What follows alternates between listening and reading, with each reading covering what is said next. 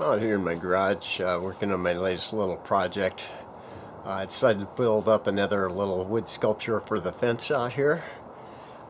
Essentially made a lobster that I'll put up out there. Excuse me. Pollen's really bad here, and just got over pneumonia.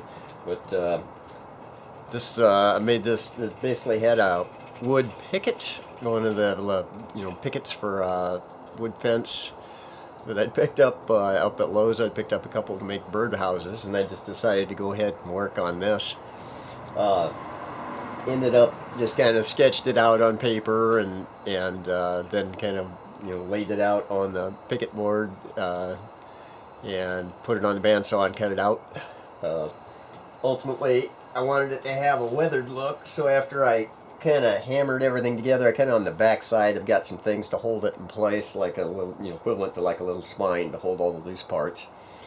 And I wanted a weathered look to it here, so with some different colorations. Since this was fresh picket wood, certainly any paint on it was not going to have a weathered look that I put on it.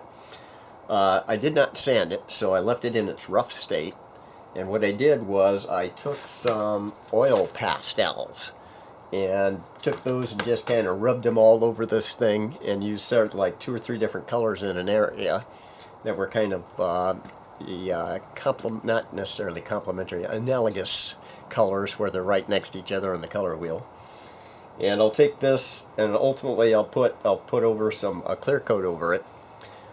Because it's an oil pastel, the clear coat won't really do anything other than protect it. It won't, it's not gonna, like with a regular chalk pastel, you'd have some issues there with putting that on there.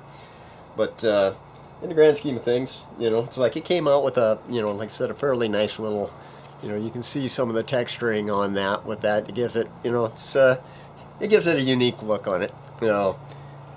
Still got to paint the little antennas on here on this thing. I'll probably paint those like a reddish brown or something like that. And I'll just use like a zip tie to tie it to the fence. A couple of zip ties on the back to set up a little mount for it. And I'll have this will be the QR code will have led to this. So if anybody scans this, this is showing how I kind of built the thing up here, or talked about it a little bit. Anyway, that's my latest addition to the fence out here. I just keep adding things slowly. So, hopefully, again, somebody enjoys this video. So, I'll shoot another one later on about whatever the next thing I'm working on is.